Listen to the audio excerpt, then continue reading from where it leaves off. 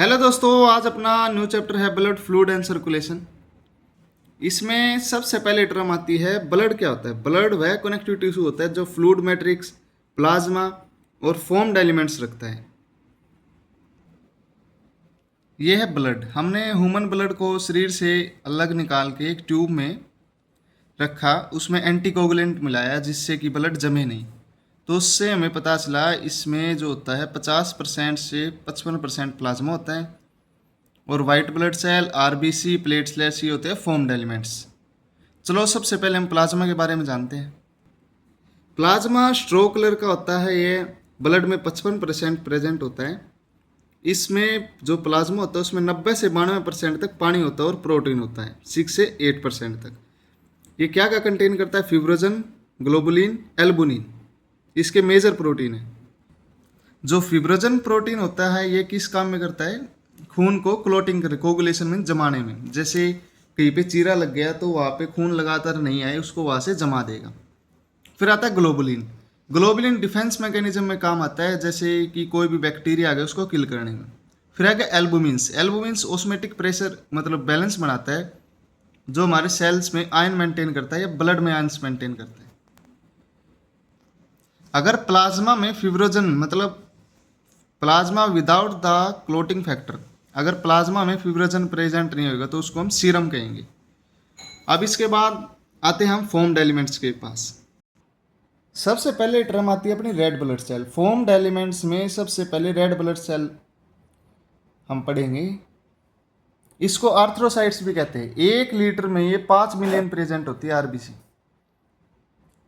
यह किस शेप में होती है? आरबीसी डिस्क शेप की होती है, बाइकोनकेव शेप की होती है। यह क्वेश्चन कई बार पूछा गया है कि आरबीसी का जो कलर है वह रेड क्यों होता है, उसमें क्या प्रेजेंट होता है? हीमोग्लोबिन प्रेजेंट होता है। आरबीसी में कोई भी न्यूक्लियस नहीं होता, ना कोई ऑर्गेनेल्स होती। जो आरबीसी का लाइफ स्पैन है ये भी बहुत बार पूछा गया, कितने दिन का होता है? 120 दिन का। जो बर्ड्स होते हैं, रेप्टाइल्स होते हैं, फ्रॉग्स होते हैं। रेप्टाइल्स मतलब छिपकली आ गई, बर्ड्स हो गए, फ्रॉग्स हो गए, फिश हो गए। इनमें आरबीसी में न्यूक्लियस प्रेजेंट होता है। ये सबसे इंपॉर्टेंट है कि किन में न्यूक्लियस प्रेजेंट होता है। जो आरबीसी का लाइफ टाइम होता है ना 120 दिन, इसके बाद ये कहाँ जाके डिस्ट्रॉय हो जाते हैं? स्प्लीन और लीवर में। और आरबीसी जो नए फॉर्म होते हैं वो एक आपे फॉर्म होते हैं बोन मैरो में। और जो हेल्थी पर्सन होता है उसमें कम से कम 12 से 16 ग्राम हीमोग्लोबिन प्रेजेंट होना चाहिए, किसमें? आरबीसी में। फिर इसके बाद हम आते हैं white blood cell. White blood cells को हम दूसरे नाम से जानते हैं जिसका नाम है ल्यूकोसाइट्स। ये कई बार पूछ लेते हैं कि वाइट ब्लड सेल को किस नाम से जाना जाता है? ल्यूकोसाइट्स के नाम से जाना जाता है। जो आरबीसी है, जो वाइट ब्लड सेल होते हैं, इसमें कोई भी हीमोग्लोबिन प्रेजेंट नहीं होता। अगर हीमोग्लोबिन प्रेजेंट नहीं है तो इसका कलर रेड नहीं है, इसका मतलब ये क्या है? वाइट रंग का। और जो आरबीसी है ये न्यूक्लियस कंटेन करता है ना, सॉरी, वाइट ब्लड सेल है ये न्यूक्लियस कंटेन करता है और आरबीसी न्यूक्लियस कंटेन नहीं करता है। वाइट ब्लड सेल 2 पार्ट में डिवाइड हो जाता है, ग्रेनुलोसाइट और एग्रेनुलोसाइट। ग्रेनुलोसाइट में 3 टाइप्स के डब्ल्यूबीसी प्रेजेंट होते हैं। देखो, जैसे पहले न्यूट्रोफिल। न्यूट्रोफिल का वर्क होता है जो भी बैक्टीरिया है उनको किल करना। फिर होता है एसोनोफिल्स। एसोनोफिल्स क्या होता है? एलर्जियों से लड़ना। एलर्जी, कोई भी अपने हाथों में दाने दूने निकल गए, इसको कौन डिस्ट्रॉय करता है? एसोनोफिल्स। फिर आता है बेसोफिल्स। बेसोफिल्स क्या प्रोड्यूस करता है? हिपेरिन। हिपेरिन किस चीज़ में काम करता है? वर्क करता है ब्लड क्लोटिंग, मतलब खून जो है कई बार भी कट लग गया तो उस खून को वहां से बंद करने के लिए, उसको कहते हैं क्लोटिंग, मतलब खून का थक्का जमा देने के लिए। फिर इसका दूसरा टाइप है एग्रेनुलोसाइट। इसके बाद है एग्रेनुलोसाइट। ये 2 टाइप्स के होते हैं, लिम्फोसाइट और मोनोसाइट। लिम्फोसाइट किस चीज़ में? इम्यूनिटी, जो रोगाणुओं से लड़ने की क्षमता है, इम्यूनिटी, उसको बनाने में कौन मेंटेन करता है? लिम्फोसाइट। फिर होता है मोनोसाइट। मोनोसाइट्स का होता है जो भी न्यूट्रोफिल्स का जो मोनोसाइट है और जो न्यूट्रोफिल्स है, इनका सेम फंक्शन होता है। जो भी बैक्टीरिया है अपने शरीर में, बैक्टीरिया आ गया, उसको क्या करने में?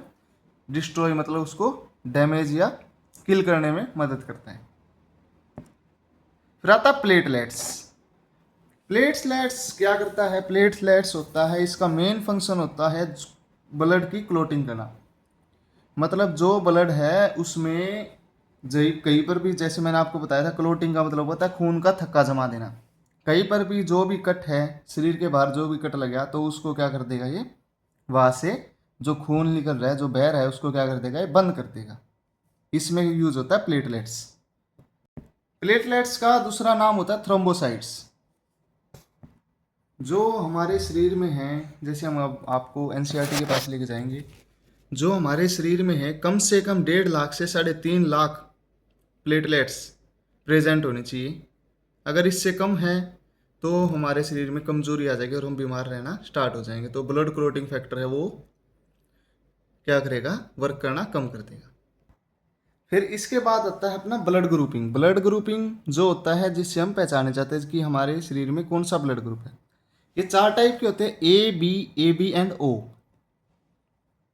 ए बी जो ए है, जिसका ब्लड ग्रुप ए है, वो केवल ए और ओ का ब्लड डोनेट कर सकता है और ब्लड ले भी सकता है। जो बी है वो बी को और ओ को डोनर है, इनको ये ब्लड दे सकता है। जो ए बी है ये ए बी एंड ओ, इनको ये ब्लड डोनेट कर सकता है। जो ओ है वो किसी से ब्लड ले नहीं सकता।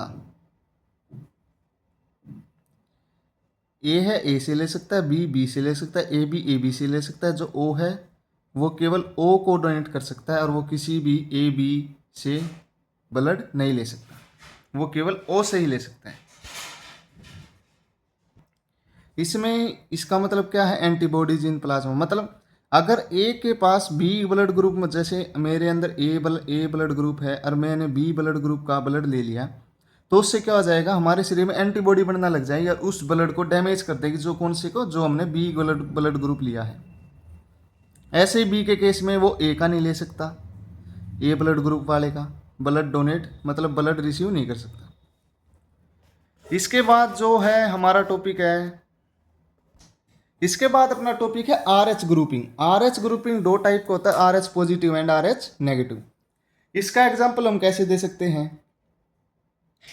जैसे कोई मेल है, उसमें पॉजिटिव मेल ग्रुप है, उसमें क्या है, पॉजिटिव है सब चीज़, जैसे ए पॉजिटिव, और उसकी शादी होगी उसकी वाइफ में जैसे ए नेगेटिव।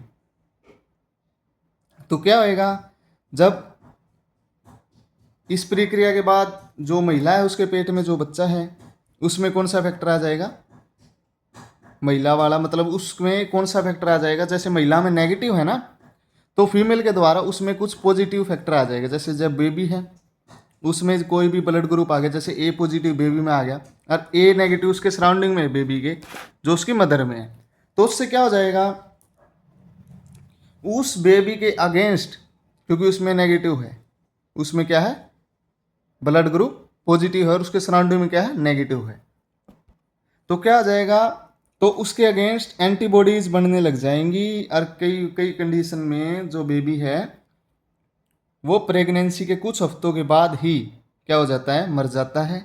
या फिर कई बार ऐसी कंडीशन भी होती है वो अंदर की अंदर, जैसे पेट में है जब वो डेवलप भी नहीं हो रहा, अंदर की अंदर ही वो क्या हो जाएगा, डैमेज मतलब किल हो जाएगा।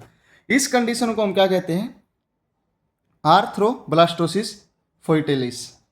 इस कंडीशन को हम आर्थ्रोब्लास्टोसिस फोइटेलिस कहते हैं। ये है आर एच ग्रुपिंग की पूरी, इस यहाँ से लेके यहाँ तक का सारा। इसमें सबसे पहले एक इसमें करी गई थी, मंकी बंदर में की गई थी। उस बंदर का क्या नाम था, रूसस मंकी नाम था उस बंदर का। इसके बाद हम कंटिन्यू नेक्स्ट वीडियो में करेंगे। If you like the video please comment, likes and please subscribe to my channel and thanks for watching.